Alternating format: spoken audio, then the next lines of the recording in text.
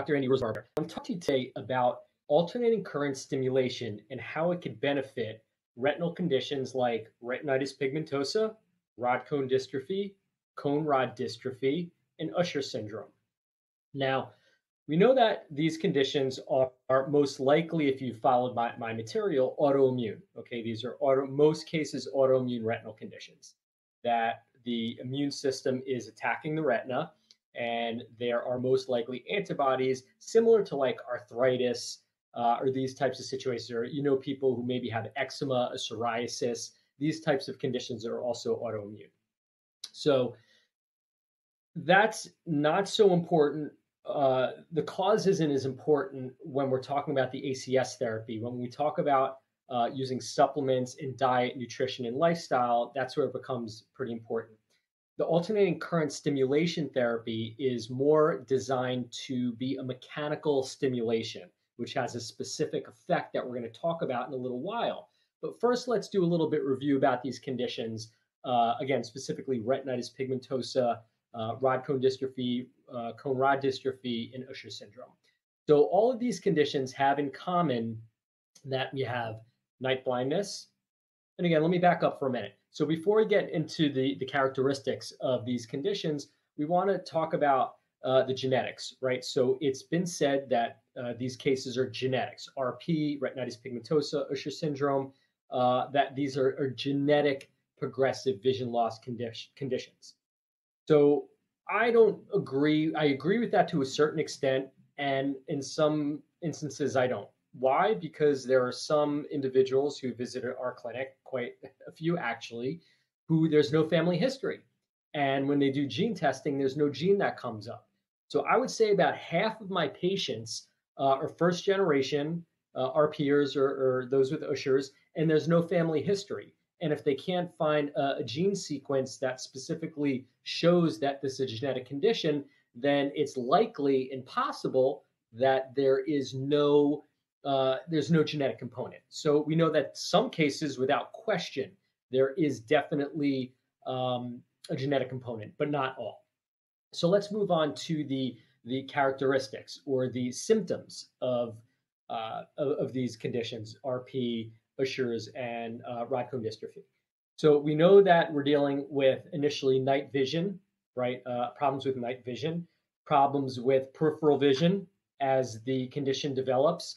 We start to move towards tunnel vision. Initially, there is, in earlier stages, there's good central vision, there's good far peripheral vision, but it's the mid visual fields that start to break down. They start to move back, and we start to lose far peripheral vision, and then we're left with just central vision that starts to close in over time, and it's more of like a tunnel vision that our peers in more advanced stages deal with.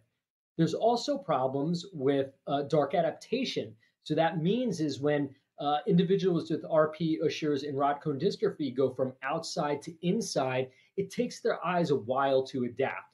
So where maybe you and I can go in, or people who don't have these rod dystrophy issues, they go from outside to inside in the transition, our eyes can adapt in seconds, where these folks, it may take them 20, 30 minutes, sometimes even up to an hour in some cases. So that's another thing that we see. You can also have complications that arise with these conditions, things like cystoid macular edema. That's fluid that builds up in the macula as a result of inflammation and lymphatic congestion and other factors as well. Usually oxidative stress can contribute to that as well. You can have things like flashes, right? Like eye flashes. You can have floaters. You can have light sensitivity. You can have early stage cataract development. Sometimes the pigmentation makes its way to the central vision, and it can start to affect the macula. So not only will you have vision issues with cystoid macular edema in terms of your reading and acuity, but if the pigmentation starts working its way into the central vision or the macular area, there can start to become issues with reading and face recognition in your high definition visual acuity. Other issues that show up with RP and Usher syndrome are certain color sequences, difficulty with specifically browns, reds, and greens. Those color schemes are particularly difficult for people with RP in Usher's and rod cone dystrophy. Other very common problems are with contrast because the rod cells, the rod photoreceptors, are responsible for contrast, right? They help with dark light, or grayscales. So contrast can be really difficult, often on gray, hazy days, or there's overcast skies, creates more difficulties for people with RP and Usher's and rod cone dystrophy to function.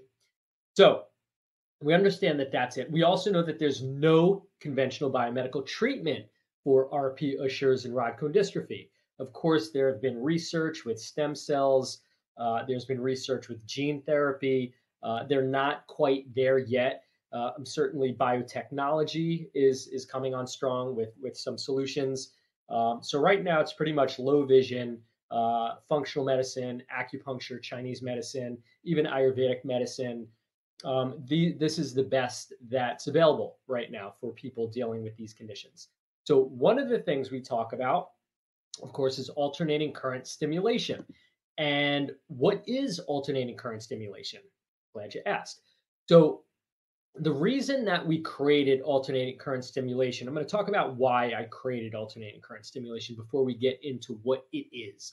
So why did we create this alternating current stimulation home unit for people to use? Well, there's a lot of reasons. First and foremost, the last microcurrent devices were developed about 30 or so years ago.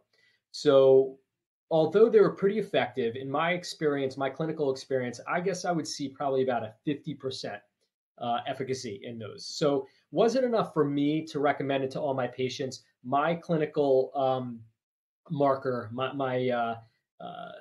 what I look for in terms of functionality and results, pretty much, are 70% or more. So for me to recommend any integrative alternative treatment to help with vision, can't do any harm, and it has to have a benefit of 70%. That means 70% of people, 7 out of 10 people who use it, have to show some level of measurable improvement.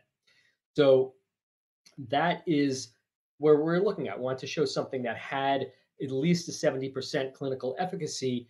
And this ACS unit, the research is based on information that we found when we were doing our research with Johns Hopkins and Nova Southeastern, research out of Germany. All right, so there are some German doctors who are working on alternating current stimulation in their clinics in Germany and quite a few other clinics around in Europe. And we had implemented them into our clinic, these modalities, prior to COVID, about 2 years prior to COVID. So about 2017, I started using these mostly on children because a lot of kids they're not really tolerant to acupuncture. It's too invasive and too uncomfortable for them. So we're looking for other ways to try to help younger children. And then once COVID hit, we wanted to help people with accessibility and affordability because patients couldn't travel to our clinic. They stopped working. A lot of people lost their jobs.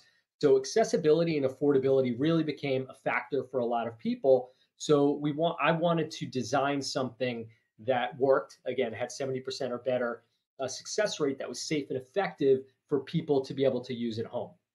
So I also wanted this to be able to be used as a standalone therapy, meaning that if you couldn't go get any other treatment, that this would be useful for you to use at home and provide enough results for people who are just doing this ACS therapy at home to see measurable improvement. We also created this to be used as an integrative treatment with other therapies like acupuncture, hyperbaric, laser therapy, supplements, eye exercises, whatever else you're doing to help your vision.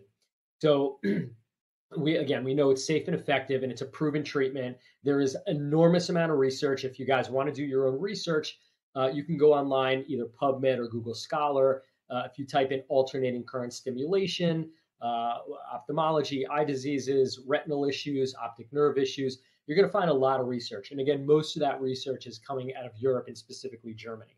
So that's why we created, to really just provide a solution for people who were unable to travel and also where cost was a factor. So let's dive in and talk about a little bit about what alternating current stimulation is. Again, I use the abbreviation ACS for alternating current stimulation. Now, in our studies, we were originally using transorbital stimulation or transcorneal stimulation. And although that was effective, it wasn't super comfortable and it had a couple of issues with it. So we were looking to other modalities that were similar that were getting the same result. And we found the transocular transorbital stimulation, which is another term for alternating current stimulation. So I'm saying that because if you do some research online for alternating current stimulation and you come up with terms like transocular stimulation or transorbital stimulation, that's pretty much the same thing. So you just want to be clear about that in terms of definitions. What it is, it's an electric frequency specific alternating microcurrent therapy, rather. So it's where tiny electrical microcurrents that are barely perceivable provide electrostimulation to and around the eye through the whole visual system. That means the eye, the retina, the optic nerve, in the brain, the visual cortex, and the prefrontal cortex. All the eye and the parts of the brain that are involved in visual function. So we find it to be extremely effective for all neurovascular ophthalmic conditions. There's some conditions we haven't found it to be super helpful with, but certainly retinitis pigmentosa, Usher's, and rod cone dystrophy and cone rod dystrophy. These retinal conditions are responding very, very well to treatment. So how does it work? All right. So the ACS works on the visual system in a lot of ways. There are really two main factors that we're trying to do here with the ACS treatment. The first thing is we're trying to dilate the blood vessels to increase blood flow and get more vital nutrients to the eyes for repair and regeneration. The second thing is the stimulation is waking up the retina, the optic nerve, and the whole visual system. So these dormant cells that are sleeping, we're actually going to wake up. And by increasing blood flow, we're adding oxygen to the eye, which I know I'm getting a little technical with biology here, but we're going to stimulate what's called the mitochondria, which are the energy producing powerhouses of our cells that aid in repair and regeneration through a process called protein synthesis. So that's where repair and regeneration happen. And these mitochondria in the cells, which is part of the cell structure, cannot operate without sufficient oxygen. And we also talked about how, if you followed me before, the retina is the highest oxygen consuming tissue in the whole body. So anything that's going to help with the dilation of blood vessels to increase the oxygen supply to the retina is without question going to be extremely useful in terms of both vision recovery and long-term vision preservation. So again, what we're really talking about here is dilating the blood vessels to bring more oxygen, more glucose, more vital nutrients to the eyes and the brain, which allows the nerves to eat, breathe, metabolize, and regenerate. We're also, again, waking up the dormant cells, the dormant sleeping nerve cells that have gone to sleep. They're not dead. A lot of, you go to your eye doctor sometimes to look at these dark areas and they'll say they're dead. They're really not. They're actually dormant. So there is most likely a portion of your vision of the cells that are probably dead or scarred over, and there's probably a portion, an unknown portion, that is dormant. Now, using ACS therapy, we're going to wake up the dormant cells, and after anywhere from 6 to 15 months, whatever we've recovered was obviously dormant. Whatever is still non-functional, we can assume is probably dead scar tissue or fibrosis. So we also know that the ACS works on neuroplasticity. And what that means is it improves the brain's remaining visual capacity by rewiring and refiring the electrical impulses that are transmitted from the retina to the optic nerve to the brain. So we want to really make that signal clean and efficient. All right. And that's what we mean by neuroplasticity. By the brain is optimizing the nerve pathways and the tracks by which the nerve signals from the photoreceptors are being processed and transmitted to the brain. We also know that treatment also guides stem cells to the eyes, right? So stem cells is really big these days. And if you're interested, I have my opinions on stem cells. I have a whole video if you guys want to watch that on my YouTube page. It might be of interest. But long and short, I'm of the opinion that most people don't have an insufficiency of stem cells. All right, I don't believe that. I think that if you cut yourself and you can heal, Most people have intact immune systems where they also have ample, adults have ample stem cells for repair and regeneration, which is what they're used for. Now, the question is, do the stem cells get to the retina because of all the blockages and the congestion and scar tissue due to the blood vessels that are broken down? And or is the environment, because the inflammation, the oxidative stress, and the hypoxia and the acidosis, the sick environment of the eyes, that the stem cells simply just can't grow because the environment is too unhealthy or hostile. It's like trying to plant a garden, like a rose garden, in the middle of winter, right? It's not that the seeds are fine, the grounds are fine. It's just the conditions are not hospitable to that growth and germination. So I believe that's similar what's going on with stem cell. And if you guys want more information or interested in that, you could certainly again watch my video on that. And we know that there are these growth factors that also can migrate to the eyes when we use things like acupuncture and alternating current stimulation to again aid with repair and regeneration. So using these therapies like acupuncture and alternating current stimulation, even hyperbaric therapy, we know that stem cell activity is going to be hyperactivated. And then we use acupuncture, alternating current stimulation to guide those stem cells that come from the bone marrow and your fat cells to the eyes for repair and regeneration. And we're using ACS to also dilate the blood vessels, so the transportation of the stem cells to the eyes. And we've actually had patients who've been undergoing stem cell therapy of various sorts, and they're actually using alternating current stimulation along with that to aid in the directing of stem cells to the eyes and the retina to optimize repair. So really cool stuff there. We also know that the alternating current stimulation is going to focus on repairing the vascular system. I always talk about how important blood flow is, and that means we have to have healthy, flexible blood vessels, right, that are unclogged and in integrity. So we want to really have a healthy, strong blood vessel system. The blood vessels that feed the retina are called the choroid. So you may have heard that. There's also your arteries and veins that feed the optic nerve and retina as well. So we also know that there's not really a lot of side effects that come along with alternating current stimulation. I see somebody asked a question about that. And the thing with the side effects is there's not too much, right? We use caution with patients who have seizures or migraines or anything like that, maybe epilepsy. What we've noticed too is when patients put the pads over the eyes, if the band is too tight, or they have dry eyes, or they've had LASIK surgery, they may be blurry for a little while. Maybe it's 10 minutes. And if your eyes are really blurry and you've had LASIK surgery, it can even be up to like 45 minutes. And the reason that is because your lens is like this. And when we put the pads on the eyes, it puts pressure against the cornea and flattens out the convex shape. And it kind of goes like that. And it takes a little while for the shape to return of the cornea. And again, that has a lot to do with hydration and dryness or any scarring going on around the cornea. So that in most cases will recover usually fast if that's something.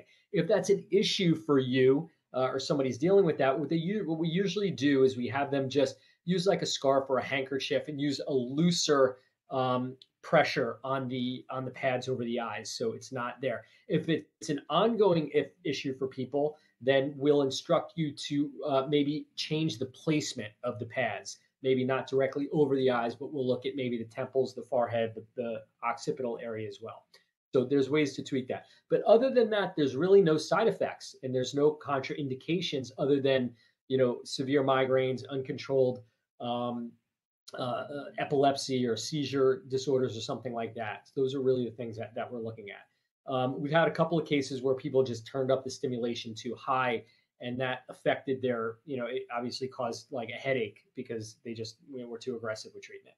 So the other benefit of alternating current stimulation is there are a lot of acupuncture points around the eyes, and alternating current stimulation will stimulate all these amazing acupuncture points or neurovascular junctions around the eyes that will really help with repair and recovery in terms of getting, in Chinese medicine, we call it qi, and the blood to the eyes to help with repair and regeneration. which ultimately is going to promote acceleration of vision recovery and long-term preservation. So as you guys might, I kind of alluded to this. I developed this in 2017. The unit itself, we finalized production in 2019, but because of COVID, it took us about a year and a half longer than we wanted to or expected to have it come and manufactured be available to us. So it is research based. We talked about that. If you want information or you're interested in finding more about the research on alternating current stimulation, you can look at some of the online studies around that, and you'll certainly find plenty of that. And again, our goal here is to always try to improve people's vision and help you keep the vision that you have. And alternating current stimulation is absolutely an effective part of your eye vision care program, something you can do at home.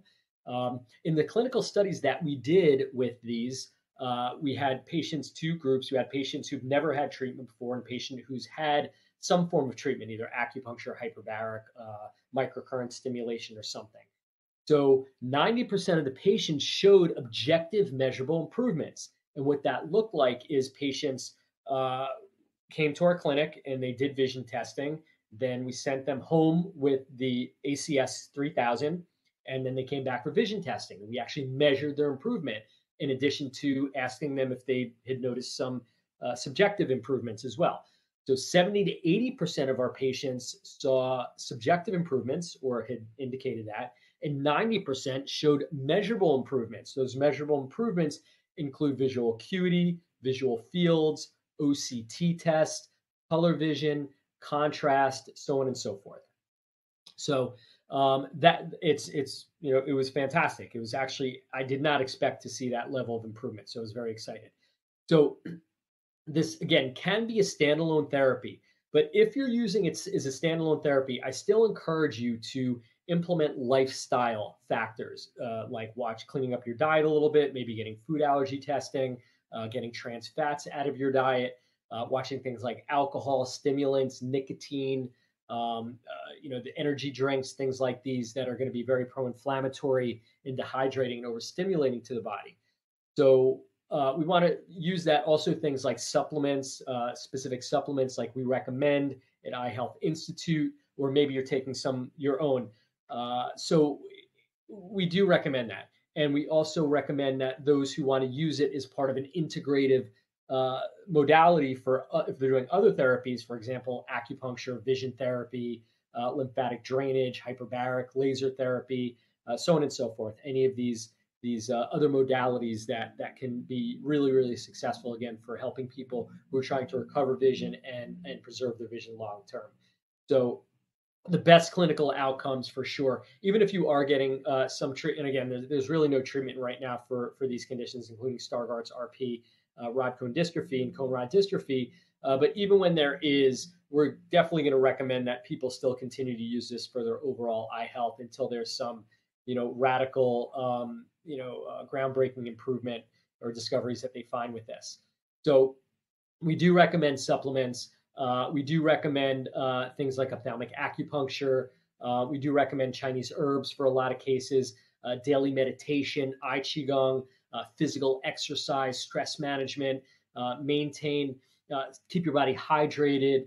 Sleep habits are really important. So all these factors, again, there's a lot you can do, and it's been said that for a lot of these conditions, there's not too much that's available. Or you go to your eye doctor, your retinal specialist, and you're told there's nothing that can be done to help you, or maybe take these AREDS or vitamin A or omega-3 DHAs or lutein zeaxanthin.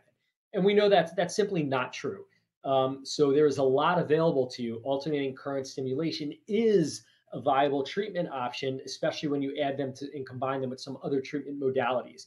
But even if you're just going to use alternating current stimulation at home, the ACS 3000, and you definitely want to take some supplements, do things like the eye exercises, and maybe even consider a telehealth consultation. If you want more specific guidance and you can't physically get to our office, we can do a 30 or 60-minute telehealth consultation to go over your case specifically and what we might have available for you in terms of if or how we might be able to help you with your case in terms of recovering vision. In most cases, we can. And then again, the bigger long game is more for long-term preservation. So that's my wrap on alternating current stimulation for retinitis pigmentosa, rod cone dystrophy, and Usher syndrome. If you have any questions, please feel free to reach out about your specific case. If it's for you, if it's for a family member, a friend, or a loved one, or somebody you just maybe know, a friend or a colleague or something like that, please, please, please share this information with them.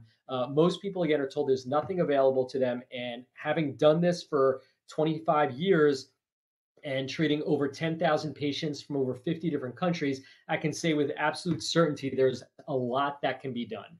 So we always recommend and appreciate those who are sharing our content with other people who they think might be interested and find use value in what we offer. So thank you for joining us. Take care. We'll see you soon. Have a great rest of your day. Bye-bye.